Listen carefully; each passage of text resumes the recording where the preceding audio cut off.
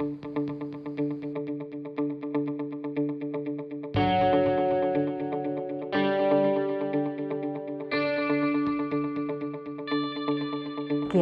vaksinasi ini untuk menjangkau kelompok-kelompok rentan. Jadi kelompok-kelompok rentan ini memang kita butuhkan terjangkau. Karena apa? Karena dia merupakan kelompok rentan yang harus dilindungi, tetapi mungkin aksesnya terhadap vaksinasi ini belum bisa optimal. Di bulan Juli hingga September 2021, cakupan vaksinasi di DIY masih relatif kecil. 40,53% warga telah divaksinasi di bulan Juli, 57,27% di bulan Agustus, dan 81,94% di bulan September.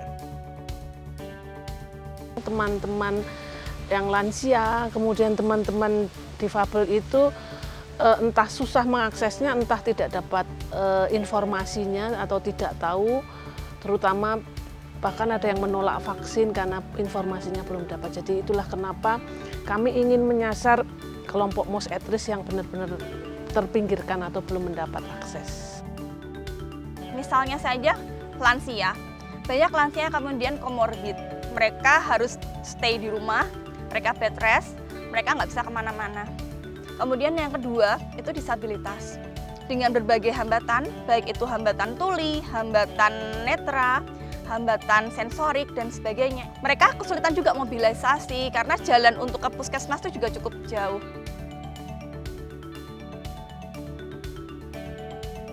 Kami beruntung sekali dalam kesempatan program ini, kami juga misalnya bisa melibatkan berbagai pihak, kita sebutnya pentahelix. Jadi pemerintah pasti dengan Dinkes, kemudian ada puskesmas, kemudian kami sempat berkolaborasi dengan militer juga. Kemudian ada akademisi, jadi ada teman-teman dari Stikes, Bethesda juga membantu kami dalam rangka screeningnya atau bahkan tenaga vaksinatornya. Kemudian ada media juga membantu kami, kami ormas, termasuk ormas, dan kemudian ada kader, ada pemerintah, desa, juga tokoh agama, tokoh masyarakat itu membantu kami.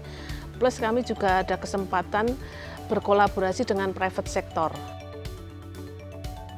Nah, bagaimana juga di dalam respon ini sehingga yang dilibatkan itu tidak hanya teman-teman yang kemudian masyarakat saja seperti kader gitu, kemudian satgas desa, tapi kita juga melibatkan dari organisasi-organisasi disabilitas yang ada di Jogja. Contohnya seperti Gerkatin.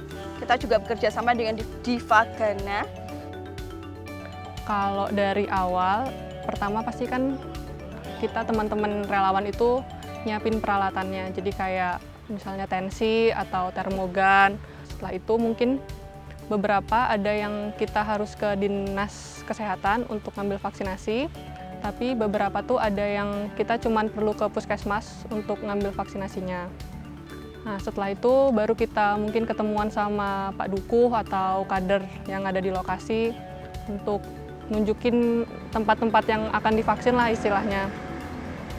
Nah, setelah itu baru kami, teman-teman relawan, berangkat untuk vaksinasi door-to-door itu. Selama vaksin berlangsung itu, tantangan yang sering dihadapin itu, yang pertama pasti medan. Kadang itu karena kita door to door, jadi kita nggak tahu medannya itu seperti apa. Kadang ada yang harus naik turun gunung, ada yang hujan-hujan juga, kayak gitu. Jadi mungkin tantangan terbesarnya medan. Kemudian yang kedua itu, kadang ketika kita udah sampai di rumahnya, itu tensi dari orang yang akan divaksin itu tinggi. Jadi mau nggak mau kita tunggu atau bahkan nggak bisa divaksin sama sekali. Kalau untuk teman-teman ODDP, mungkin kita ngobrol sama pendampingnya ya untuk diberitahu kalau kita mau ngelaksanain vaksin yang kayak gitu. Atau mungkin kita juga minta tolong kader atau Pak Dukuhnya itu untuk memberitahukan ke ODDP-nya kalau kita akan mengadakan vaksin. Kemudian kalau untuk teman-teman disabilitas, kita juga ada kerjasama dengan JBI atau Gerkatin atau JP atau Gerkatin itu. Nanti mereka yang ngebantu kita untuk komunikasi sama teman-teman yang difabel itu.